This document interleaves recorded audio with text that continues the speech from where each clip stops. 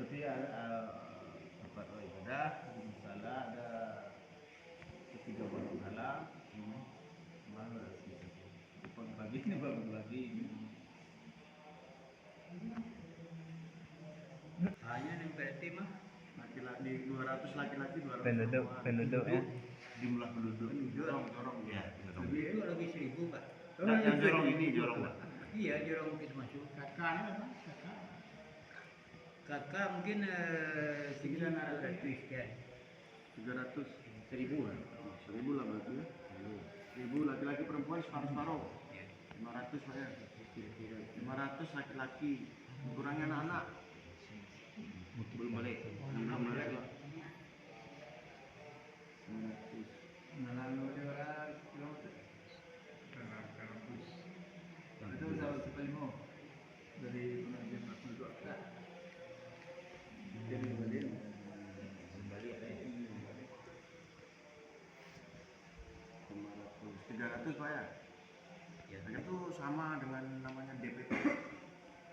Sama ini guys. 300. Masjid Naung Sholat di Jorong ini ada berapa? Masjid Musola. Jorong. Berapa Pak? Ada Apa tempat sholatnya?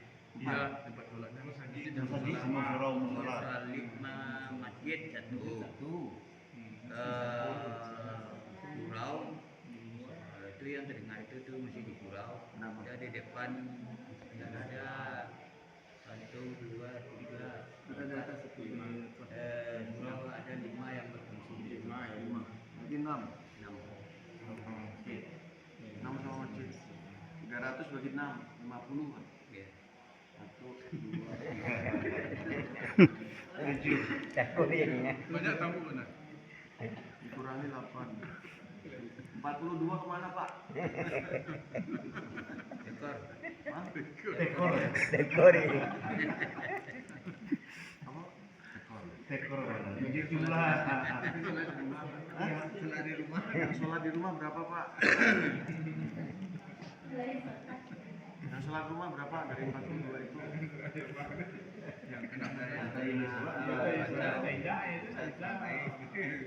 Agak ada gerimis. Cuaca, males, sakit, kebablasan. Kira-kira masih ada nggak yang di sini yang nggak sholat? ada Pak. Yang di Jorong Bukit Masuk ini. Ya. Kita hitung jorong lagi. Ada Pak. Kira-kira berapa yang nggak sholat Pak? Kita nggak bisa memantau itu Hah? perempuan banyak yang nggak sholat. Kan kita hitung tadi laki-laki Pak. Oh, laki-laki. Ulangi lagi Pak ya. Ya laki-laki. Penduduk 1000, laki-laki perempuan 500 nih laki-laki. Dikurangi anak-anak jadi 300. Ya. Dikurangi jumlah masjid musola dibagi 6, 50. Musola bisa lebih 50, masjid bisa lebih 50, musola bisa kurang 50 kan gitu ya. Nah kita enggak apa-apa lah, hitung saja 50. 50 sekarang ada 8. Dikurangi 8 42. Yang berdua mana? Yang enggak ke masjid 42 kan. Betul Pak? 42 ini yang malas berapa, yang bablas berapa, yang malok berapa?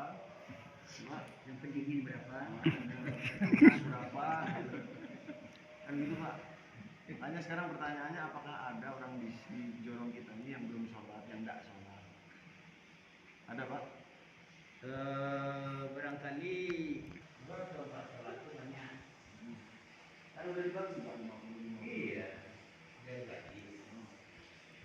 Kemudian kalau kita mengatakan nanti orang ini ada sekian orang yang nggak sholat, itu kita bisa rumah. Ya makanya pertanyaan Apalagi kami ini bukan jurusan kami jurusan kami tani Pak. Kalau jurusan matematika atau kependudukan itu kan ada bahasanya. Kalau urusan agama itu ada juga bahasanya. Kalau kami ini Pak dari nafkah pagi sampai sore sampai malam. Itu aja pikir kami. Kemarin itu aja kami Pak masyarakat di Jorong Bukit Masuk ini Pak sudah gempar karena sesuatu yang aneh di sini. Ini ada di depan ini seperti apa namanya itu? Ada tambak. Ya, ada tambak. Di sana masjid ini ada pengurusnya. Penitanya sama pengurus masjid tidak tahu. Sedangkan terjadinya di lokasi masjid. Jadi kami hanya sampai di situ. Jadi dengan adanya hal yang seperti ini ya siur-siur pemberitaan apa itu tidak tahu. Secara umum sekarang juga cuma secara apa berita-beritanya sudah ada. Ini ya masih apa ada orang yang bilang orang yang menanam itu orang yang masalah itu orang dari sekitar kami yang bisa dijangkau. Kalau yang lain itu memperkirakan itu kalau kira-kira kita itu tepat itu memang bagus. Tapi kalau nggak tepat kan kita juga salah berbuat. Nah, jadi dalam hal ini kami juga tadi agak terkejut juga sedikit karena banyak halangan. Itu ujungnya luar biasa. Berarti yang lain belum urusan kita, Pak ya? Hah? Yang lain berarti bukan urusan kita. Ya kalau yang lain itu ya kalau sesuai dengan yang kami kan itu kata itu banyak dari ternak Kamena. Nah, nama aja nak tahu. Ulama mubalik. Sekarang kepolisian. Nah, kan itu. Jadi apakah agama sekarang sudah meresahkan masyarakat atau meresahkan hubungan antar negara? Nah, Kira-kira sekarang meresahkan nggak, Pak? Hah? Meresahkan nggak sekarang kira-kira? Kalau di kami di sini secara masyarakat enggak. Ini Pak ya. Alhamdulillah Bapak Ibu di sini Kapolres muter-muter sudah 129 Masjid. 128 ya. 128 Masjid. Kalau ini 128 masjid Pak. Baru 5 bulan 128. Rata-rata Pak dari 127 masjid yang lewat kemarin ya. di pintu itu ada tulisannya besar. Masjid hanya untuk anak kemenakan 50 tahun ke atas gitu. Mungkin kalau jemaah mungkin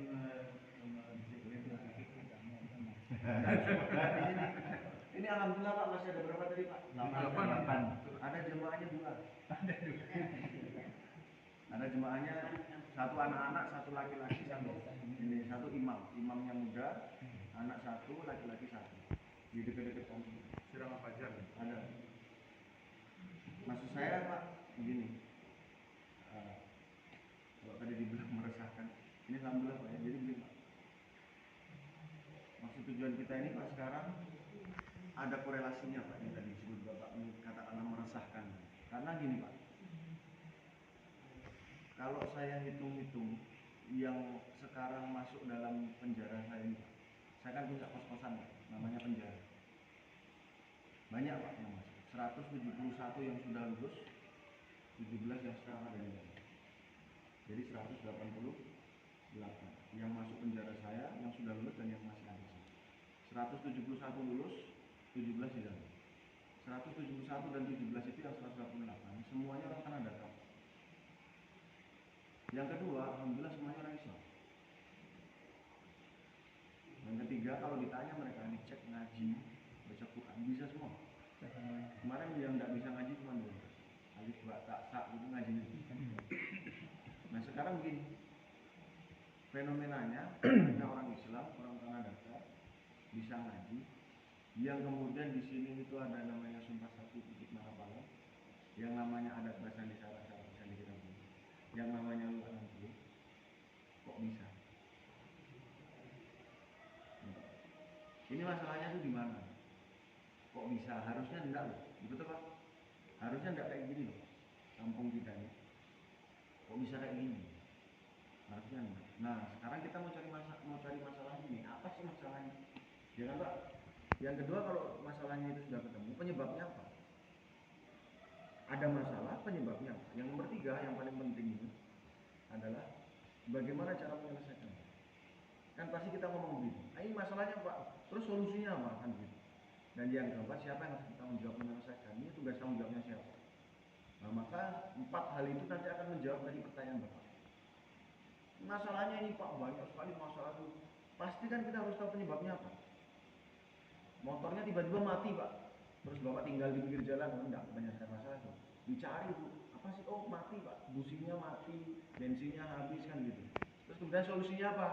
Cari bensin, pergi ke bengkel. Siapa yang bertanggung jawab? Bukan bengkel, kita bayar. Kan gitu Pak. Itu namanya logika berpikirnya begitu, supaya kita ini gampang. Makanya sekarang kita mau cari ini masalahnya apa, penyebabnya apa, solusinya apa, siapa yang bertanggung jawab. Siapa ya? Ya, masalahnya sudah boleh di pulau. Pulang kita. Yang kedua mungkin ada tuh dari masukan-masukan dari di luar yang untuk perantau-perantau. Nanti ada tuh yang pergaulan yang kurang lah agamanya. Jadi yang ini dah bagus agamanya, kena ada masukan-masukan itu masuk. Kedua tuh yang Penyebabnya secara umum Pak, secara umum kalau kita lihat sekarang itu ada yang namanya satu penyakit yang disebut dengan kembali kepada zaman dulu, namanya kembali kepada zaman jahiliyah. Jahiliyah itu apa Pak? Zaman jahiliyah, zaman agamanya yang beda. zaman jahiliyah itu zaman apa Bu? Zaman jahiliyah itu zaman orang banyak mengatakan Pak, zaman kebodohan. Padahal bukan Pak, zaman jahiliyah itu bukan zaman kebodohan. Jahil itu namanya tahu tapi sengaja. Pak, barang siapa di dalam diri manusia ada segumpal daging, daging buruk-buruk seluruhnya, daging itu baik-baik seluruhnya. Dagingnya namanya Hati. hati tempatnya Iman. Garis lurus tuh Pak, hati baik, imannya baik, ibadahnya jadi baik, ibadah baik maka muamalah baik, muamalah baik maka muasyarahnya baik, muasyarah baik maka akhlaknya baik. Hati buruk, imannya buruk, ibadahnya buruk, muamalah buruk, muasyarah buruk, akhlaknya buruk. Dan terbukti lagi Pak, saya mengatakan yang 188 tadi, ketika sebelum ditangkap sama Pak Polisi semuanya nggak pernah sholat. Padahal disebutkan dalam Quran berkaitan dengan ibadah sholat, inna sholata jelas Pak, udah nggak sholat, tidak tercegah perbuatan fasyal munkar, akhirnya melakukan kejahatan. Begitu melakukan kejahatan ditangkap sama polisi. Nah makanya tadi dihitung Pak, yang nggak sholat kira-kira berapa? Ketemu angka kasarnya 42 kan begitu. Jadi jangan salahkan siapa-siapa kalau di Jorong ini banyak kejahatan. Maksudnya begitu. Itu loh. Nah sekarang rela atau tidak? Ikhlas atau tidak? Kan begitu. Ya kan? Penyebabnya ketemu, fenomenanya ketemu, zaman jahiliyah. Hati kita masih dalam keadaan jahiliyah. Teman-teman yang belum sholat, penyebabnya ketemu, iman, agamanya rusak. Nah sekarang cara menyelesaikannya Pak, solusinya apa? Sama seperti motor Pak, motornya Yamaha Mio rusak, dibawa mana? Bengkelnya bengkel apa? Honda. Iya Pak, motornya Yamaha Mio tapi bawa ke Honda. Ya, saya tahu Pak, semua motor di sini namanya Honda ya.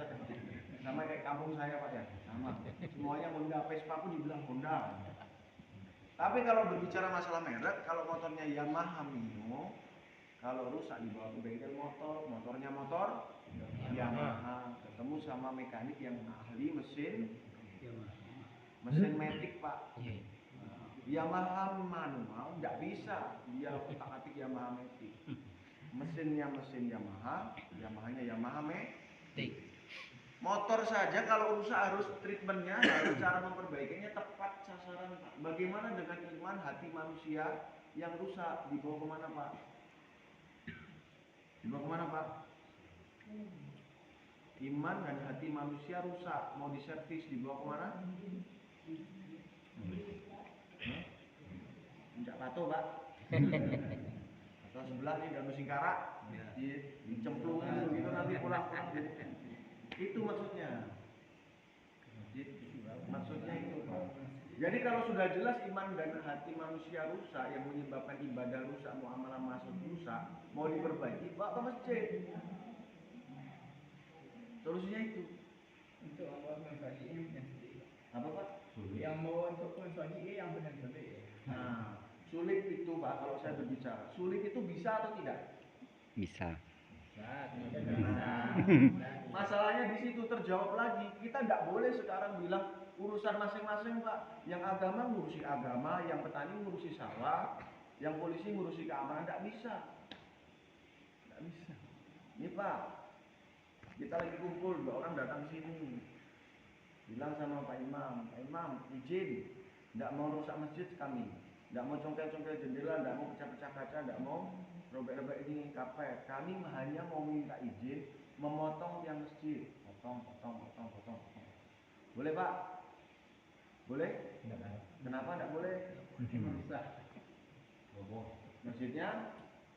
Memang ini masjid Bapak? Kok Bapak larang kami? Enggak, ini masjid kami punya tanggung jawab supaya masjidnya tetap berdiri. Tidak boleh Pak, kita larang kan begitu. Kenapa? Ini tanggung jawab kami. Nabi sabdakan, barang siapa dia sholat, dia menegakkan tiang agama. Barang siapa dia tidak sholat, dia merobohkan tiang agama. Yang 42 orang lagi rame-rame merobohkan tiang agama. Bapak Ibu diam saja. Bukan urusan kami Pak, itu urusan KUA. Itu urusan Pak Ustadz, begitu? Masalah tiang masjid, Bapak berani bilang mengatakan tanggung jawab kami. Kenapa untuk tiang agama Bapak tidak mengatakan tanggung jawab kami? Ya Pak. Ini kadang-kadang diajak dia nak mau. Saya ajak mau. Masalahnya Bapak ngajak berapa kali? Nanti terjawab Pak. Tenang Pak, nanti terjawab. Yang kedua Pak, kalau urusan masalah Palestina Pak, woi, Palestina kelaparan sampai mati. Orang Palestina kena bom, kena tembak sampai mati. Status matinya mati saya masuk. Tetangga sebelah kita 42 orang nggak sholat Pak. Matinya mati masuk. Ada 2 orang kecelakaan naik motor, juga jatuh. Yang satu dengkulnya lecet, yang satu kakinya patah. Yang ditolong yang mana dulu? Yang patah dulu ya. Ada 2 orang mau mati, satu mati mau masuk surga, satu mati mau masuk neraka. Yang ditolong yang mana dulu? Yang surga. Hah?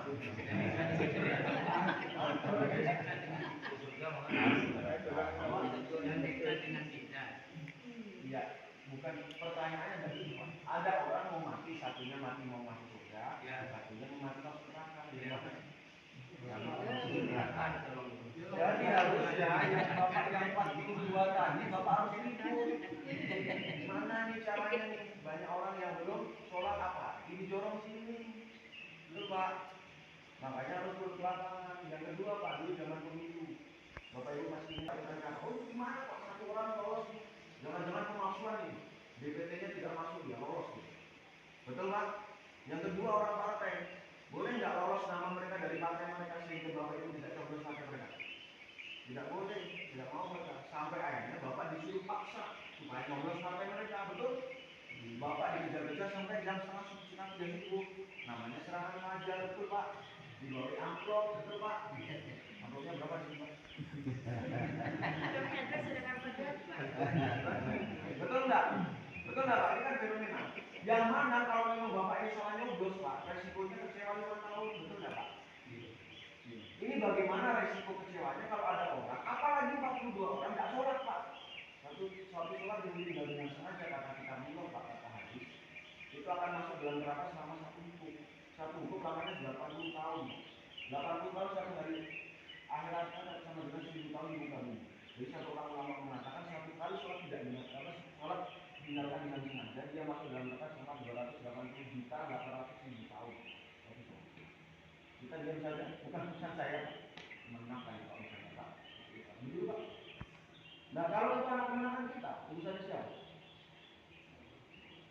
Nah, terus sekarang caranya bagaimana Pak? Sudah kelihatan nih masalahnya. Sudah kelihatan itu bagaimana. Caranya bagaimana? Tidak bisa jadi dengan jalan lain. Pakai caranya kita belum balikkan ke Surabaya. Maka Pak Kapolres muter-muter 127 masjid Pak, mengajak kerjasama sama Bapak sama Ibu. Apa kerjasamanya? Bagaimana setiap masjid di Tanah Datar ini, setiap surau di Tanah Datar ini 100% laki-laki baliknya masuk ke dalam masjid ketika azan berkumandang. Jangan sampai lolos satu lagi. Kasihan Pak. Kalau bahasa sini kasihan itu apa Pak? Ibo. Kasihan Pak. Jadi jangan sampai. Sebab kami di Jorong ini Pak buat perkumpulan yakinan ada 4 kelompok. Itu ada. Dia itu ke masjidnya yang tidak sholat di rumah ada Pak. Ya. Yang jadi masalah ini bapak-bapak.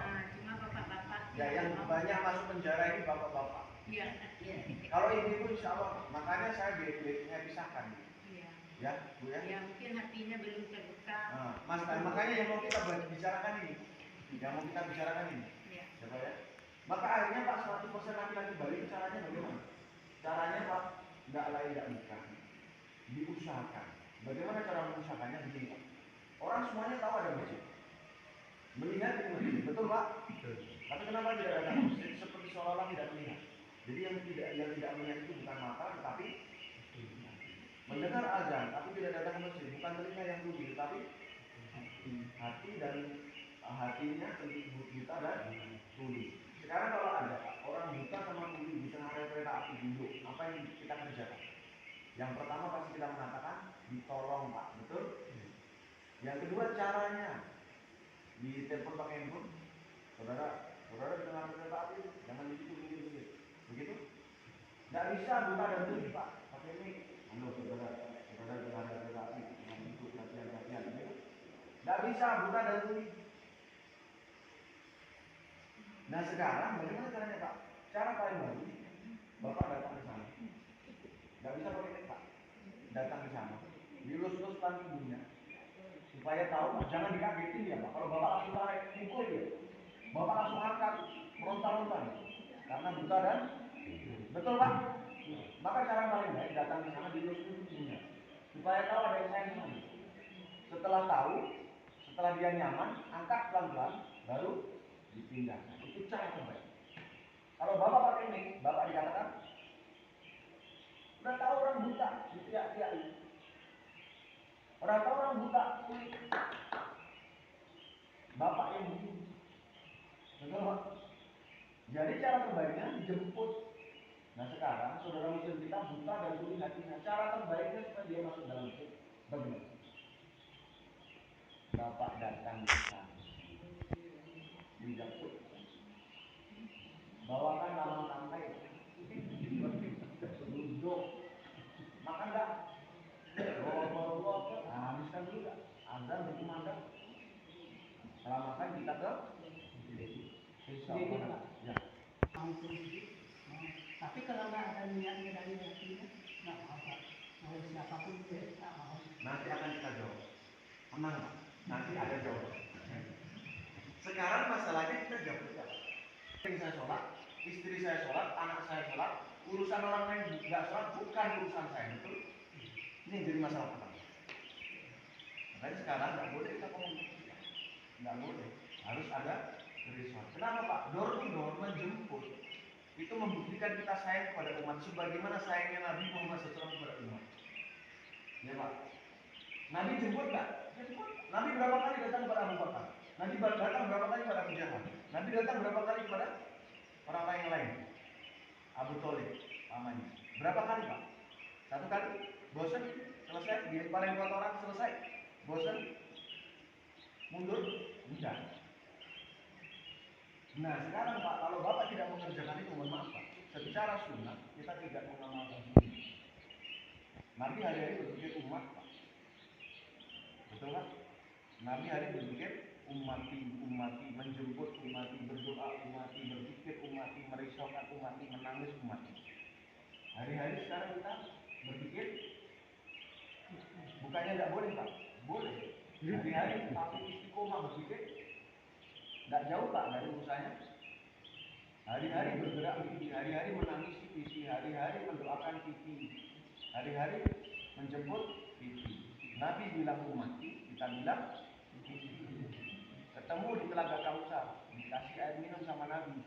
Begitu mau diminum, Nabi tahu Pak, kok beda. Apa yang Nabi bilang? Kira-kira Pak, kok beda kamu sama saya? Kan begitu. Sebagaimana Bapak punya klub bola namanya Semen Padang, kita apa yang terjadi kalau Bapak pakai kaos merah, teriaknya hidup Persija Jakarta. Jadi Pak, insya Allah pulang nggak selamat. Diinjak-injak sama supporter lain Pak. Kenapa? Pengkhianat. Betul nggak? Saya Persija Jakarta harus pakai kaos lain, tapi teriaknya hidup Semen Padang. Woi pengkhianat nih, pengkhianat, woi pengkhianat. Diinjak-injak Pak, diteriakin pengkhianat. Itu masalahnya cuma beda kaos Pak, sama beda ucapan. Dibilang pengkhianat. Bagaimana kalau kita berbeda pikir sama Nabi? Nabi bilang mati, kita bilang titik. Bisa jadi di Telaga Kausar mau dikasih air minum, jadi pengkhianat. Alhamdulillah. Ya Pak. Dan yang selanjutnya Pak, mohon maaf Pak, balik ke surau itu punyanya orang Minang. Betul Pak? Iya. Anak di pangku, menggunakan di dinding, orang kampung dipakai-pakai. Kontrol sosial yang sangat kuat Pak. Anak disayang dibawa ke rumah, menggunakan desain dibawa ke surau, tidak ada kamar mereka di dalam rumah. Sekarang anak menakan bapak di mana? Yang ada anak menakan 65 tahun. Rambutnya sudah ada. Betul Pak? Anak menakan di mana? Harusnya mereka ada di surau. Di surau diapakan Pak? Diajari bapaknya, diajari mamanya yang datuk dan ulama, diajari orang kampung, diajari apa? Yang pertama agama. Agama itu apa Pak? Tauhid, la ilaha illallah Muhammadur Rasulullah yang sempurna, tidak boleh cacat. Yang kedua diajari faraid, fikih, sholat, zakat, puasa, sedekah, haji, umroh dan lain sebagainya. Yang ketiga diajari masalah Al-Quran, membaca dan menghafal agama. Yang kedua diajari adab Pak, sama Pak Datuk di masjid. Kadang-kadang pindah ke rumah gadang. Diajari adat. Apa itu adat? Adat yang sebenarnya adat teradatkan, adat diadatkan, adat istiadat dengan kabonet itu juga semuanya diambil dari agama. Yang ketiga diajari masalah adat. Apa itu adat Pak? Diajari lewat kata-kata itu. Nah, tidak boleh kamu ngambil satu hari lebih dulu dia lahir, tidak boleh dipanggil nama kecuali kamu harus panggil sebutan udah. Diajari goro, diajari musyawarah mufakat, diajari silek, diajari kata-kata nanti untuk persiapan dia merantau. Diajarinya di mana? Karena mereka sekarang tidak ada di masjid Pak, juga mereka tidak ada di rumah Pak, mereka ada di laptop, mereka belajar dari hanya rusak semuanya Pak Iman. Betul tidak Pak? Pak Kapolres ini bukan orang Minang Pak, tapi sudah terlalu banyak makan mamang tape, jadi sudah kayak orang Minang. Jadi akhirnya Pak Kapolres tidak ada Pak. Kalau ada bahasa bicara, sekarang bahasa bicara tenggelam karena kelakuan kita yang tidak mau peduli sama orang, kita yang tidak mau peduli sama adat, kita yang tidak mau peduli sama agama, kita yang tidak mau peduli sama anak anak. Betul tidak Pak? Dan sekarang solusinya Pak, dijemput. Siapa yang bertugas tanggung jawab Pak? Kita semuanya Pak. Tidak boleh itu masalah agama itu, KUA itu masalah ada itu milik mama, itu masalah pemuda itu KNPI tidak bisa. Tidak bisa. Harus kita semuanya. Nah sekarang masalahnya yang tadi susah, dan yang kedua kalau tidak dengan tanggung jawab kita semuanya Pak, hanya mengerjakan saja, kerjakan saja. Karena kalau tidak Bapak kerjakan jauh itu Pak, door to door, menjemput orang, silaturahmi, mengajak orang masuk masjid, itu tidak akan ada perubahan keadaan. Nabi saja zaman jahiliyah belum dapat wahyu untuk door to door Pak.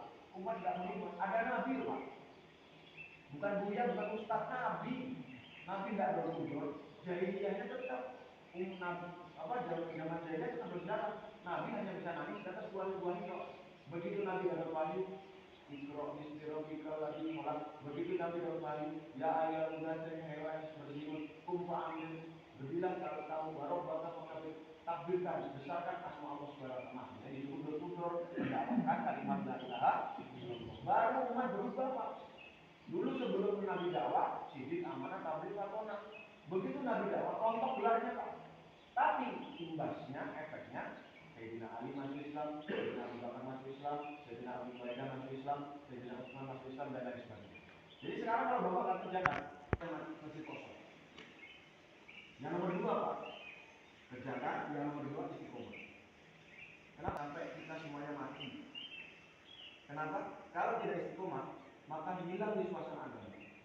Aqua yang dari sini tercabut, orang tidak lagi mendengar. Aqua karyawan saya, pabrik saya tutup, karyawan saya besar, pabrik apa? Jadi saya tidak ada. Saya bantu. Sekarang tidak ada lagi. Kenapa? Berawal dari tidak ada. Betul. Tapi kenapa mereka tetap tidak sholat? Contohnya yang 42. Berawal dari tidak adanya keluarga. Tidak mengiklankan kembali sholat. Yang penting saya sholat, istri saya sholat, anak sholat. Orang lain bukan urusan saya. Itu kan. Di sini tercabut. Sholat yang harusnya di sini tercabut. Orang mengatakan tidak sholat, tidak. Jadi harus istiqomah. Bapak dari hati, jangan pernah sekali-kali berpikir itu, kerjakan saja. Istiqomah, jangan mikir hasil. Kenapa? Nabi saja ditegur. Inna kala tahdiman ahbabta, walakin Allah yahdi man yasha. Jadi Muhammad, kamu datang berkali-kali kepada Abu Thalib, tidak bisa kamu ngasih hidayah. Karena yang ngasih hidayah, aku ya Allah. Menghina orang, kasih Allah turunkan hidayah. Ini jadi masalah. Yang jadi masalah pertama sebenarnya kita tidak mau sesuai. Takut, akhirnya nggak dikerjakan. Maka rumusnya kerjakan, istiqomah, jangan berpikir. Dari dulu sudah 656 musola di tanah datar, seluruhnya laki-laki balik masuk dalam masjid di azan pertama. Apa yang terjadi?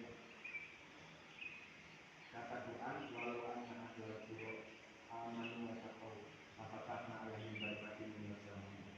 Kalau seandainya penduduk dalam satu negeri kampung Jorong tanpa beriman dan bertakwa kepada Allah Taala, takwa implementasi dari iman, ibadahnya bagus, muamalah, masyarakat akhlaknya bagus, maka Allah berikan kepada mereka dari atas keberkahan, dari bawah keberkahan, dan dari atas. Setiap orang mencapai sini. Bapak musyawarahkan dari berapa tadi 1000 berapa tadi? 1 juta. Semangat dijangkui, Pak. Apapun hasilnya jangan dipikir. Kalau saya, ya, insyaallah. Khusus siapa? Anak, kemenakan, kakak, adik yang laki-laki, bawa. Itu Pak ya? Ya. Subhanallah wa bihamdihi, subhanallah wa bihamdihi. Assalamualaikum warahmatullahi wabarakatuh. Salam.